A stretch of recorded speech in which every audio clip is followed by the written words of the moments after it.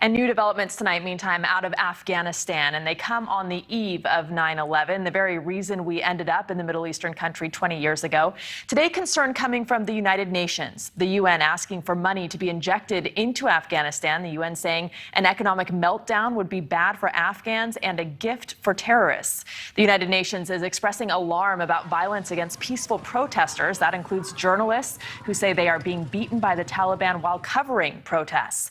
I'm joined now by former U.S. Deputy Assistant Secretary of Defense for South and Southeast Asia and part of a special ops group helping evacuate Afghan allies, Colonel Joe Felter. Thanks for being on the show tonight. Thanks. It's good to be here. Thank you. So you were in Afghanistan. You served there on the ground. I'm sure you had helpers from Afghan people. So this must be a deeply personal mission to you.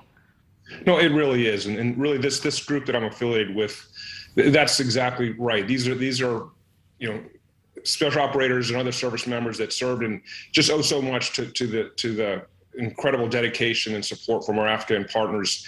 And now they're at risk based on their service to the United States and our allies. And it's our obligation to honor that promise to help them get to safety. They gave everything to us, and we need to rally both public and private partnerships to help make sure that they get to safety. Have you been able to help any of the people you knew personally and get them out? I've been involved with a couple efforts. I have one family that did successfully get to across the border into Pakistan, but there's so many others. Just this morning, I had a call from a former interpreter that worked for my unit when I last served there. Literally sent me a picture of a certificate of appreciation I had signed, and said that the Taliban were rifling through his records and that he was afraid. But so many of us that have served have such a debt of gratitude to so many in Afghanistan, and we really need to honor that promise to help them get recovered and repatriated and on to safety. One member of this task force, the Pineapple Task Force, I guess it's called this operation an underground railroad. Explain what exactly it is and how you've been successful.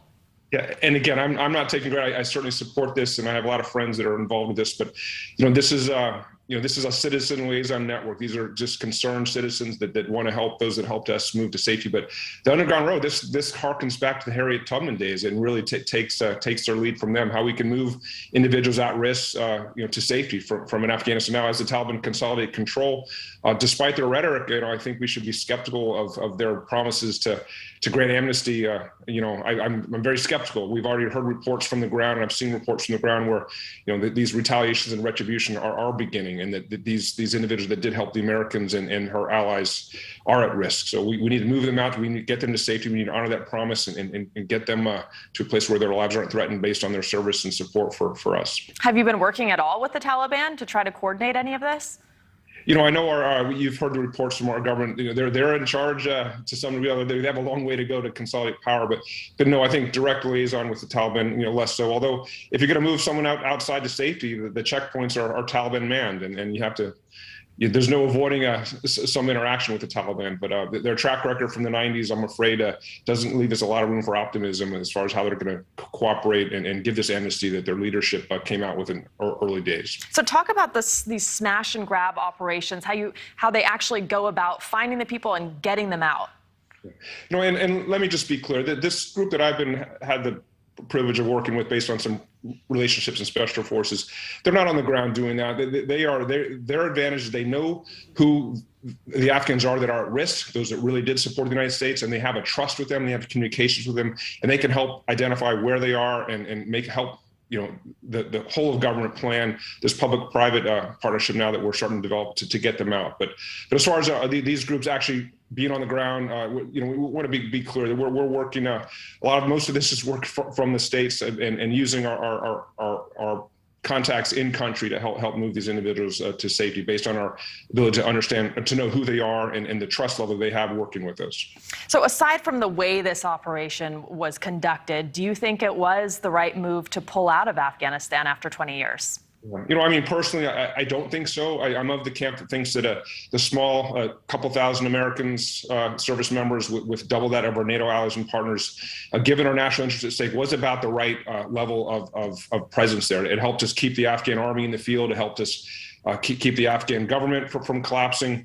And it did help us keep our all-important mission of combating terrorist threats. But given that we wanted to go to zero, given the last president and the current president were sticking to that, I think how we went to zero was certainly not done nearly as effectively as it could have been. And a lot of people suffered and are suffering because of this arbitrary deadline that we stuck to and pulling out without the kind of security that we would hope to help protect and really execute an effective non-combatant our evacuation operation, which I think we could have done much better.